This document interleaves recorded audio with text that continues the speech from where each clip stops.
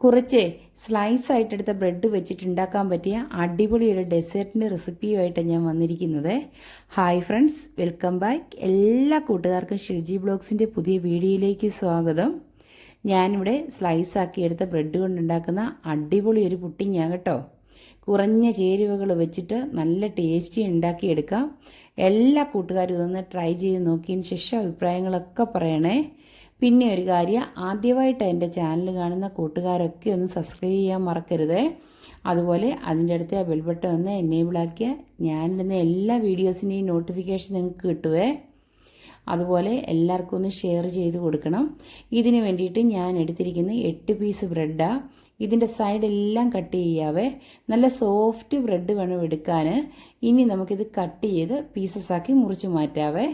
വളരെ വേഗത്തിൽ ഉണ്ടാക്കി എടുക്കാൻ പറ്റുന്ന ഒരു പുഡിങ്ങാണ്. എന്നാൽ എല്ലാ പുഡിങ് ഉണ്ടാക്കുന്നത് പോലെയല്ല, നല്ല ടേസ്റ്റിയാണിത്. നമ്മൾ എത്ര കഴിച്ചാലും മടുക്കുകയില്ല കേട്ടോ. ഇനി നമുക്കിതെല്ലാം കട്ട് ചെയ്ത് മാറ്റി വയ്ക്കാം കേട്ടോ. ഈ പുഡിങ് ഉണ്ടാക്കാൻ വേണ്ടിയിട്ടുണ്ടല്ലോ, നമ്മൾ ആവശ്യമില്ലാത്ത ഒരു സാധനവും ചേർക്കുന്നില്ല. കുറച്ച് ചേരുവകൾ മാത്രമേ ഉള്ളൂ. അത് നല്ല ഹെൽത്തി ആയിട്ടുള്ള സാധനങ്ങൾ മാത്രമാണ്. ചൈന ഗ്രാസ് ഒന്നും ചേർക്കാതെയാണ് നമ്മൾ ഈ ഡെസേർട്ട് ഉണ്ടാക്കുന്നത്. ഇനി ഇങ്ങനെ കട്ട് ചെയ്തെടുത്ത എല്ലാ പീസും നമുക്ക് മാറ്റി വയ്ക്കാം. നമുക്ക് എന്തോരം വേണോ അതിൻ്റെ അനുസരിച്ച് ബ്രെഡ് എടുക്കണേ. ഞാനിപ്പോൾ ഒരു 8 പീസിനെ ഉണ്ടാക്കുന്നുള്ളൂ. കൂടുതൽ ബ്രെഡ് എടുത്താലും കുഴപ്പമില്ല, കാരണം ഇത് എത്ര കഴിച്ചാലും മതിയാത്തൊരു ഡെസേർട്ടാണ്. വേഗം തീർന്നു പോകും കേട്ടോ. ഞാനിപ്പോൾ റെസിപ്പിക്ക് വേണ്ടി ആയതുകൊണ്ട് കുറച്ചെടുക്കുന്നത്. ഇനി ഇതെല്ലാം ഒന്ന് ഫ്രൈ ആക്കി എടുക്കണം. നെയ്ക്കകത്താണ് ഫ്രൈ ആക്കുന്നത്. പിന്നെ എണ്ണ വേണേൽ പൊരിച്ചു കൊടുക്കാം കേട്ടോ. സൺഫ്ലവർ ഓയിലിനകത്ത് പൊരിച്ചെടുത്താലും മതി. നല്ല ക്രിസ്പി ആയിട്ടിരിക്കണം. അതിന് വേണ്ടിയിട്ടാണ് നമ്മൾ എണ്ണയിൽ പൊരിച്ചെടുക്കുന്നത്. ഇപ്പം നെയ്യിലാണെങ്കിൽ കുറച്ച് കൂടുതൽ നെയ്യ് വേണമെന്നേ ഉള്ളൂ. 2 സൈഡും നല്ല സിം ഓടിയിട്ടിട്ട് മുരിച്ചെടുത്തേച്ചാൽ മതിയേ. ഇനി ഇതെല്ലാം മാറ്റി വയ്ക്കാം. അതിനുശേഷം ഒരു പാൻ ചൂടാകുമ്പോൾ ആവശ്യത്തിന് നെയ്യ് ചേർത്ത് കൊടുക്കാം. അതിനുശേഷം ഓരോ പീസായിട്ടിട്ട് നമുക്ക് തിരിച്ച് മറിച്ച് വിട്ട് മൂപ്പിച്ചെടുക്കണമേ. കുറഞ്ഞ ചേരുവകൾ വെച്ചിട്ട് വളരെ സിമ്പിളായിട്ട് ഉണ്ടാക്കാവുന്ന ഒരുപാട് റെസിപ്പികൾ ഞാൻ എൻ്റെ ചാനലിൽ അപ്ലോഡ് ചെയ്തിട്ടുണ്ട്. സമയം കിട്ടുമ്പോൾ കൂട്ടുകാരൊക്കെ അതൊന്ന് പോയി കാണണം കേട്ടോ.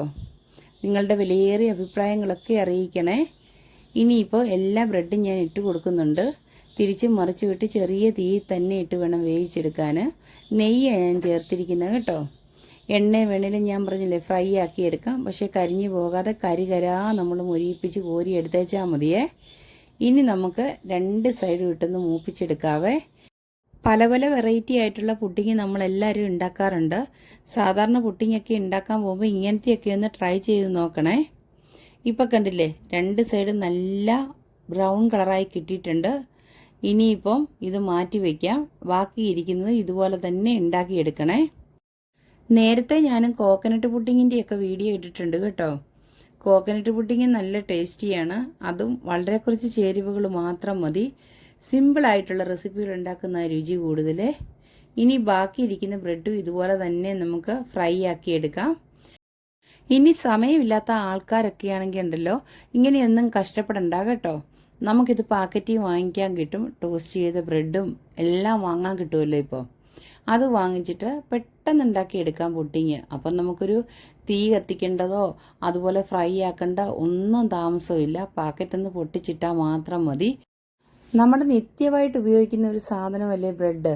അപ്പം ചെറിയ ചെറിയ റെസിപ്പികൾ ഈ ബ്രെഡ് വെച്ചിട്ട് ഉണ്ടാക്കാൻ പറ്റുന്നത് നമ്മളൊന്ന് ട്രൈ ചെയ്ത് നോക്കണം. നല്ല ടേസ്റ്റിയുവാ. അതുപോലെ തന്നെ ഈ ബ്രെഡ് ടോസ്റ്റ് ചെയ്യുന്നോ ഓംലെറ്റ് വെച്ചിട്ട് ബ്രെഡ് ഓംലെറ്റ് ഉണ്ടാക്കുന്നതൊക്കെ നമ്മൾ വാങ്ങിക്കുന്നതല്ലേ. അത് വെച്ച് നോക്കുമ്പോഴത്തേക്ക് ഇതുപോലത്തെ സിമ്പിളായിട്ടുള്ള ഡിഷുകളൊക്കെ ഉണ്ടാക്കി നോക്കിയാൽ നമ്മുടെ ഹോം മെയ്ഡ് ആകുമ്പോഴത്തേക്ക് ഒന്നുകൂടി ടേസ്റ്റ് കൂടും കേട്ടോ. ഇപ്പം നമ്മുടെ ബ്രെഡെല്ലാം നല്ല മൊരിഞ്ഞു വന്നിട്ടുണ്ട്. ഇനി നമുക്കിതൊന്ന് മാറ്റി വയ്ക്കണം. അതിനുശേഷം കുറച്ച് ചേരുവകൾ കൂടിയേ ഉള്ളൂ. അതിന് വേണ്ടിയിട്ട് ഇനി എടുത്തിരിക്കുന്ന കസ്റ്റാർഡാണ്. ഞാനതെടുത്ത് നേരത്തെ മാറ്റി വെച്ചിട്ടുണ്ട്. ഇനി നമുക്ക് ഒരു പാൻ വെക്കണം. അത് ചൂടായി വരുമ്പോഴത്തേക്ക് 1 ലിറ്റർ പാലാണ് ഒഴിച്ച് കൊടുക്കേണ്ടത്. ഇപ്പം നമുക്ക് അത്യാവശ്യത്തിനുള്ള മൊരിഞ്ഞ് കിട്ടിയിട്ടുണ്ട്. ആവശ്യത്തിനുള്ള ബ്രെഡ് ഉണ്ട് കേട്ടോ. 1 ബൗളോളം നമുക്ക് കിട്ടിയിട്ടുണ്ട്.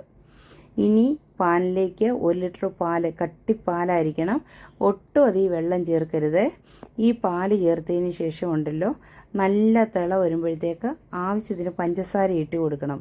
മധുരം വേണ്ടതനുസരിച്ച് ഇട്ട് കൊടുത്തേച്ചാൽ മതി. പ്രത്യേകിച്ച് അളവൊന്നുമില്ല മധുരത്തിന്. ചിലവർക്ക് ഒത്തിരി മധുരം വേണ്ടേ. ഇപ്പം ഞാൻ കുറച്ച് പഞ്ചസാര ഇട്ട് കൊടുക്കുന്നുണ്ട്, ഏകദേശം ഒരു 3 ടീസ്പൂണ്. ഇനി നമുക്കൊരു ബൗളിലേക്ക് നമ്മുടെ കസ്റ്റാർഡ് ഇട്ട് കൊടുക്കണം. ഒരു 50 ഗ്രാം കസ്റ്റാർഡ് എടുത്തിരിക്കുന്നത്. ഈ കസ്റ്റാർഡ് എപ്പോൾ കലക്കിയാലും ഉണ്ടല്ലോ പാലിൽ തന്നെ കലക്കണം. പച്ചവെള്ളത്തിൽ കലക്കിയാൽ ഇതിന് ടേസ്റ്റ് ഉണ്ടാവുകയല്ലേ. അതുപോലെ തന്നെ ആദ്യം കുറച്ച് കട്ടിയാണെന്ന് തോന്നുന്നു. പെട്ടെന്ന് തന്നെ പാലൊഴിച്ചതിന് ശേഷം സ്പൂൺ കൊണ്ട് മിക്സ് ചെയ്ത് കൊടുത്തേച്ചാൽ മതി. ആ കട്ടിയെല്ലാം പോയി നല്ല മിക്സാക്കി എടുക്കണം. ഇപ്പം കസ്റ്റാർഡ് റെഡി ആയിട്ടുണ്ട്. ഇനി നമുക്ക് തിളച്ച് ആ പാലിലേക്ക് ഒഴിച്ചു കൊടുക്കാം. ഇത്രയേ ഉള്ളൂ കേട്ടോ, അധികം ചേരുവകളൊന്നും ഇല്ലയെന്ന് ഞാൻ പറഞ്ഞല്ലോ. ഇനിയിപ്പം അതും ചേർത്തതിന് ശേഷം നല്ലോണം ഇളക്കി ഒന്ന് ഫ്ലെയിം ഓഫ് ചെയ്യണം. സാധാരണ കസ്റ്റാർഡ് ഉണ്ടാക്കുന്നത് പോലെ ഒരുപാട് കട്ടിയായി പോകരുത് കേട്ടോ, കുറച്ച് ലൂസായിട്ട് കിടക്കണം. അതിന് വേണ്ടിയിട്ട് നമ്മൾ 50 ഗ്രാം കസ്റ്റാർഡ് പൗഡർ എടുത്തിട്ടുള്ള അതിൻ്റെ ആവശ്യമേ ഉള്ളൂ. പിന്നെ കോൺഫ്ലോർ ചേർക്കേണ്ടവർക്ക് ചേർക്കാം. ഞാൻ കോൺഫ്ലോർ ഒന്നും ചേർക്കുന്നില്ല, ഈ കസ്റ്റാർഡ് മാത്രമേ ചേർക്കുന്നുള്ളൂ. ഇപ്പോൾ പാല് നല്ല കുറുകി വന്നിട്ടുണ്ട്. ഒട്ടും വെള്ളം ചേർത്തിട്ടില്ല ഈ പാലിൽ കേട്ടോ. അതിലേക്ക് നമ്മൾ ഈ കലക്കി വെച്ചിരിക്കുന്ന ഒഴിച്ചു കൊടുക്കാം. ഒഴിച്ചു കൊടുക്കുമ്പോൾ അടി പിടിക്കാതെ ഇളക്കി കൊടുക്കണേ. പെട്ടെന്ന് ഇളക്കി കൊടുക്കണം. അതുപോലെ തന്നെ കുറച്ച് നേരം വെച്ചുകൊണ്ടിരിക്കൽ കട്ടിയായി പോവും. നമുക്ക് കുറച്ച് ലൂസായ ബാറ്ററാണ് വേണ്ടിയത്. അതുകൊണ്ട് പെട്ടെന്ന് ഇളക്കി ഫ്ലെയിം ഓഫ് ചെയ്യാം. ഇപ്പോൾ ആവശ്യത്തിന് കുറുകലി കിട്ടിയിട്ടുണ്ട്. ഇനി നമുക്ക് ഫ്ലെയിം ഓഫ് ചെയ്തതിന് ശേഷം ഇതൊന്ന് മാറ്റി വയ്ക്കാവേ. കസ്റ്റാർഡ് റെഡിയാക്കി മാറ്റി വെച്ചിട്ടുണ്ട്. ഇനി നമുക്ക് ബ്രെഡ് ഒന്ന് സെറ്റ് ചെയ്യണം. അതിന് വേണ്ടിയിട്ടൊരു ബൗളാണ് എടുത്തിരിക്കുന്നത്. കുപ്പിയുടെ ബൗൾ തന്നെ എടുക്കണം കേട്ടോ, പ്ലാസ്റ്റിക് കണ്ടെയ്നർ ഒന്നും എടുക്കരുത്. നമുക്ക് കുപ്പിപ്പാത്രത്തിൽ തന്നെ ഇതുണ്ടാക്കി എടുക്കുന്നതാണ് നല്ലത്. ഇനിയിപ്പം ഒന്ന് നിരത്തി വെച്ച് കൊടുക്കണം. നിരത്തി വെച്ച് കൊടുത്തതിന് ശേഷം നമ്മൾ എടുത്തു വെച്ചിരിക്കുന്ന ഈ കസ്റ്റാർഡ് പാലിൻ്റെ കൂട്ടില്ലേ അതങ്ങ് ഒഴിച്ചു കൊടുക്കണം. അത്രയേ ഉള്ളൂ, നമ്മുടെ പുഡിങ് റെഡിയാവും. ഇപ്പം നമുക്ക് കണ്ടില്ലേ ആവശ്യത്തിന് ക്വാണ്ടിറ്റി ബ്രെഡ് കിട്ടിയിട്ടുണ്ട്. ഇത് മതി. സാധാരണ കൂടുതൽ വേണമെങ്കിൽ നമുക്ക് കുറച്ചുകൂടി വലിയ ബൗൾ എടുത്തിട്ട് കുറേ ഏറെ ഫ്രൈ ആക്കി എടുത്താൽ മതി. ഇനിയിപ്പം നമുക്ക് ഈ കലക്കി വെച്ചിരിക്കുന്ന കൂട്ടയിലേക്ക് ചേർത്ത് കൊടുക്കാവേ. ഒന്ന് ലെവൽ ചെയ്ത് കൊടുക്കണം ബ്രെഡ്, എന്നാൽ മാത്രമേ എല്ലായിടത്തും നമ്മുടെ മിക്സ് പിടിക്കുകയുള്ളൂ. അതിന് വേണ്ടിയിട്ടാണ് കേട്ടോ.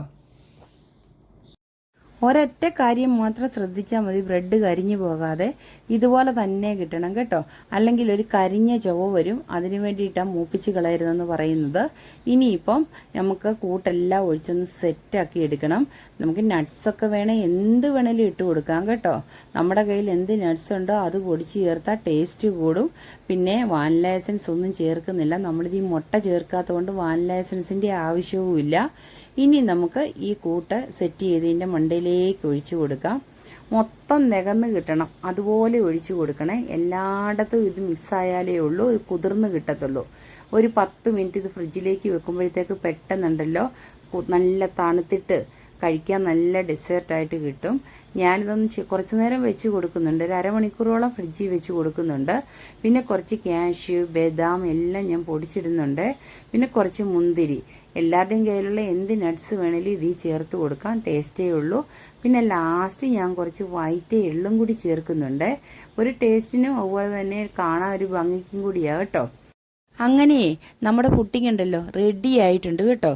പാലിലും ആ കസ്റ്റാർഡിലും എല്ലാം കുതിർന്നിട്ട് നല്ലൊരു ടേസ്റ്റായിട്ട് കിട്ടിയിട്ടുണ്ട്. ഇത് നല്ല കുതിർന്ന് കഴിയുമ്പോൾ ബ്രെഡ് ഒന്ന് മെൽറ്റ് ആകും കേട്ടോ. എന്നിട്ട് ഒന്ന് തണുപ്പിക്കാൻ വെക്കണം. ഫ്രീസറിൽ വെക്കേണ്ട, നോർമൽ ടെമ്പറേച്ചറിൽ ഒരു അരമണിക്കൂർ വെച്ച് കൊടുത്തേച്ചാൽ മതി. ഇപ്പം നല്ല സെറ്റായി കിട്ടിയിട്ടുണ്ട്.